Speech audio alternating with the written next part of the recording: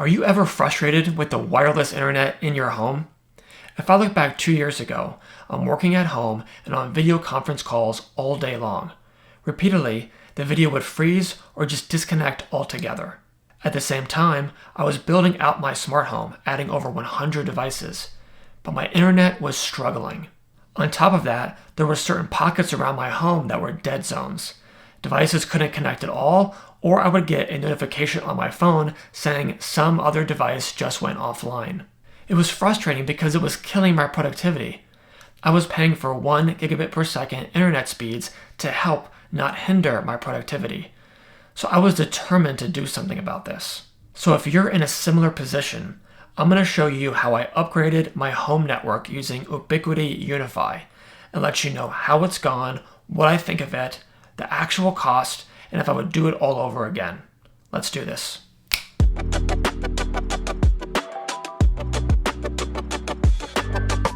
There are a lot of variables that affect Wi-Fi performance. Your router settings, the number of devices in your home, interference from other devices, building materials in your walls, and loads more. In my situation, I was paying for 1 gigabit per second upload and download speeds, more than enough to handle any traffic that I might throw at it. But the coverage around my home just wasn't there using the router provided by my internet service provider or ISP.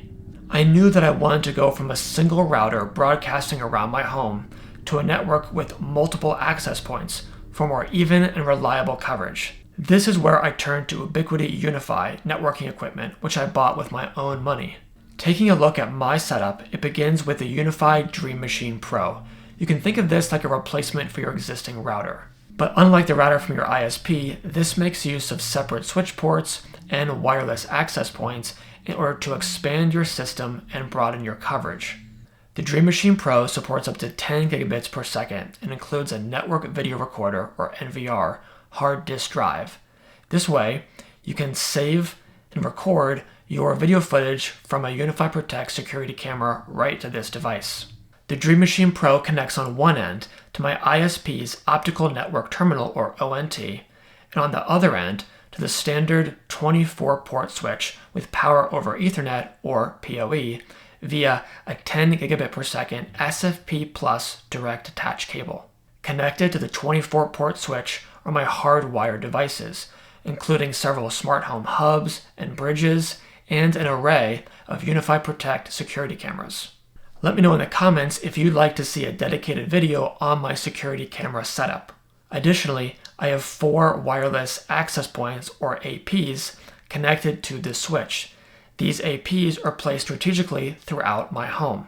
I have a ceiling-mounted U6 light in the basement, a ceiling-mounted U6 long range on the main floor of my home, and a U6 in-wall both on the upstairs level and in our separate detached garage. Since each AP is hardwired into the switch using PoE, I'm able to get full-strength Wi-Fi no matter which AP my devices are connected to throughout my home. Each individual AP can have 300 or more connected devices. As I move around my home, my phone or laptop seamlessly transition and connect to an AP based on proximity and signal strength. I took the additional step of adding dedicated Ethernet ports in a few places around my home, namely in my home office and behind our smart TV. By having my computer and TV connect directly to the internet via Ethernet, I'm ensuring I get maximum throughput. Both the Dream Machine Pro and the Switch have a 1.3-inch touchscreen display for managing controls and settings, but I hardly ever use these. Instead, I use the UniFi iOS app or UniFi web portal to manage my networking settings. These interfaces are mind-blowing if you're coming from your ISP's basic admin experience, especially when it comes to the device-level insights and level of control. In the event of an electrical surge or power outage, I have all of my unified networking devices connected to a CyberPower rack mount surge protector and to a CyberPower UPS for battery backup. So that's the setup, but why did I even choose this? I was looking for 5 things. Number 1 was reliability.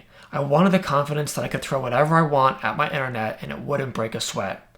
I was tired of the video calls disconnecting, or the streaming TV buffering, or devices just going offline. Number 2 was customization. I wanted the ability to tailor the network to my home environment and devices. In my detached garage, I have a smart irrigation system, camera, and smart garage door opener, among other things. And I was so tired of these devices going offline because there were too many physical barriers between them and where my ISP's router was located in my home. Number 3 was expansion. I wanted a system that I could grow with. I could only imagine adding more internet-connected devices over time, so I wanted a networking system that would be able to handle any future needs. Number 4 was security. I wanted to move away from Wi-Fi-based, battery-powered security cameras. Video playback on the Wi-Fi cameras was slow, and I was getting really sick of charging the batteries. I liked how I could easily integrate indoor and outdoor UniFi Protect security cameras using PoE. This way, I would get the smooth playback that comes from a PoE connection and no longer having to worry about charging devices anymore. Plus, there was an onboard NVR for local storage of my security camera footage. And number 5 was no subscriptions. I wanted to pay for my hardware once and not be obligated to pay a monthly subscription fee to get access to certain features or to view my own security camera footage. You're probably wondering about installation and cost. My home is 77 years old.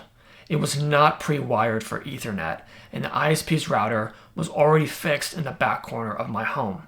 Installing a UniFi setup with a networking rack, including multiple APs and cameras and hardwired Ethernet ports, was going to require opening up several walls in my home and even digging a trench underground to my detached garage. You could do this work yourself, but given my time is a precious resource, I opted to pay a local installer to do it quickly and reliably. Now, let's talk about cost. I paid $4,400 for my entire setup. That includes $900 in security cameras and $1,200 in labor. This means that if you could do the install yourself and you weren't interested in security cameras, you could cut that total cost in about half from what I paid. $4,400 is a lot of money to spend on networking equipment and cameras. For me, it was worth every penny. I get the maximum speed on my wireless and wired devices. Everything just works all the time, no matter how many devices are connected. My productivity goes up, not down, and my smart home remains online. I can easily configure network settings, find open channels, set up port forwarding, and get device-level information. To be clear, Ubiquiti UniFi is enterprise-grade equipment that I'm using in a single-family home. Many would say that it's overkill for this situation. Honestly, they may be right. But if your home network is struggling to keep pace, are looking to grow your smart home, gain coverage all across your property, enjoy tinkering, and don't balk at the price, then this kind of setup may be right for you. Let me know in the comments what your home network looks like, and if you're using UniFi, what your experience has been. Also, let me know if you'd like a deeper dive on UniFi Protect security cameras.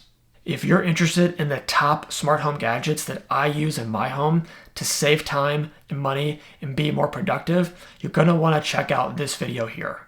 Hit the like button if you found this helpful, and subscribe to the channel for more tech reviews and tutorials on how to remain productive.